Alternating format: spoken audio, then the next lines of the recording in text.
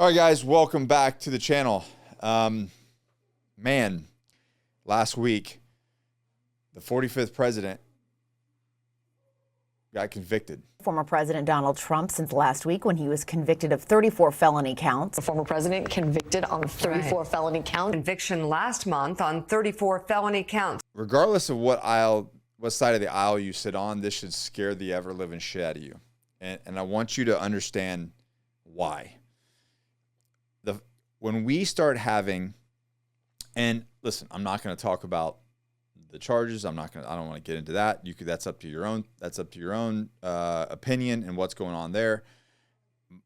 My concern more is that judge, their alliances, and then why things are happening the way that they're happening. And they put out a really great video about it and what transpired. But what really concerns me is when the opposition to a political party starts to do things and utilize their power in government to discredit, criminalize their opponents. Well, now we're getting to a very slippery slope of what happens in other countries when they turn to socialism. And unfortunately, the college campuses and the youth of our generation think that socialism is a good thing, and everything should be fair. But the problem is that's never worked ever. It's never worked where you and I work really hard and somebody doesn't work really hard, and all of a sudden now they get half of what you get. Thanks for working really hard. Where's the incentive then to better yourself, better your station, better your life for your family? There isn't one. If I'm going to do all this hard work and this guy that does nothing gets everything, right? And that's kind of a layman's terms of explaining it. But let's just look at the countries that have fell into a socialist structure and how it benefited them. And specifically the countries that have criminalized political opponents. And I actually had a gentleman, John Uzcategui, on here who was a Venezuela immigrant and became a U.S. Citizen. And he said, listen, this is a playbook that happened in Venezuela. Like, I saw this happening. Everything that's been happening in America the past couple decades is really a socialist playbook by powers that be or the Democrats to gain power and to turn us into a socialist country. And that's the direction that we're currently heading, faster now than ever. So the first one being this: Nazi Germany used their legal station, their power, to eliminate political opposition, made them criminals, which led them being a totalitarian, if I said that right, regime. The next one was being the Soviet Union. So Stalin completely purged his targeted political opponents, consolidated power, which led to widespread repression and establishment of a socialist state. I mean, even now, but before the Iron Curtain fell, Soviet Union was a lovely place to live. I mean, my business partner, Bedros, escaped the Soviet Union before that happened. And he told me a lot about the way that they lived back then and what his dad had to do and because he was part of the Communist Party, and what he did underneath in the black market to earn money to where they could escape the Soviet Union.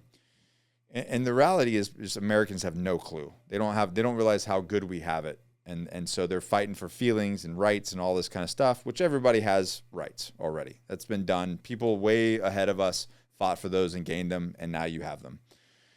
Cuba, Fidel Castro's regime targeted, eliminated political opponents, which basically resulted in a one-party system and created a socialist state. And because of that, it had significant economic and social challenges. Venezuela, we talked about that. Under Chavez, he targeted opposition leaders, said that they were illegal, doing illegal stuff, locked them up, which led to political instability, their economic collapse, which before this happened, ladies and gentlemen, Venezuela, I think it was 1994, was the fourth richest country in the world. So that just goes to show you what happens to your country, to inflation, and to your economic stature of your country when the government starts to react this way. And then which led them also obviously in a huge economic collapse and humanitarian crisis, which they're still in today. The other examples would be North Korea, Zimbabwe, which they're both criminalizing opponents and creating authoritism, and result of that is an economic decline. So this is the reason why, ladies and gentlemen, like, this should scare the shit out of you.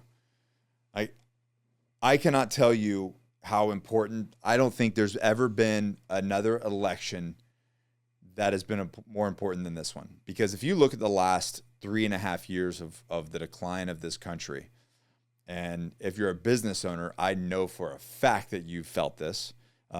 Everybody should have felt it. Anybody that is a working American that's paying taxes, that's not sitting at home collecting welfare checks and doing nothing but watching Netflix and getting fat off of everyone else's work, you should have felt this.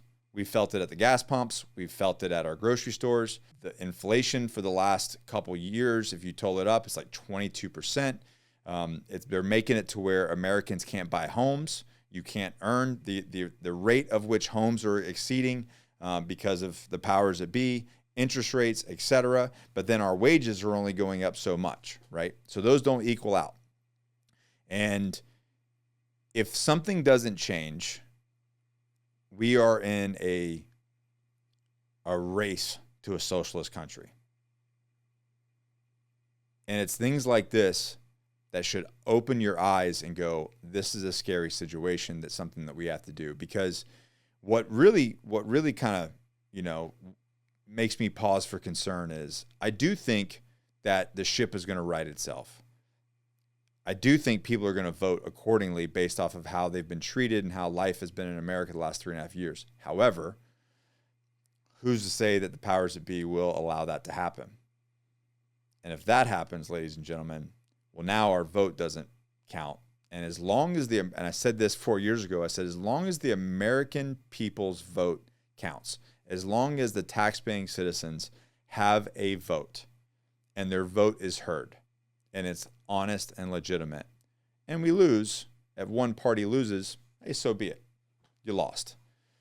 But when they no longer trust that vote, that their vote is actually a real vote, and people are utilizing something like the Dominion system that was utilized in Venezuela, that was used in Colombia to sway the vote the direction that the party wanted it to, well, that's when the American people lose trust of the system, and that's when it devolves into chaos. And from someone who has seen that chaos, who's experienced that chaos, who's had friends that have been lost in those sort of situations, it's not something that I would speak lightly of. It's not something that I would ever want. So hence the reason for making this video, because I want you to be educated. And you know what they say, those who don't know your history are doomed to repeat it. And I feel like we're just repeating a lot of history here. So guys, what do you think? Is this something to be concerned about? Is it right what they did? Because it's never happened. It's never happened in the history of America that we've criminalized a president. And if you look at it all, of it, it paints a pretty clear picture of the reasons why. And that's it. Let me know in the comments what your thoughts are. And moving into 2025, hopefully we are heading for much greener pastures, and we got some work to do to fix this ship. Peace out, y'all.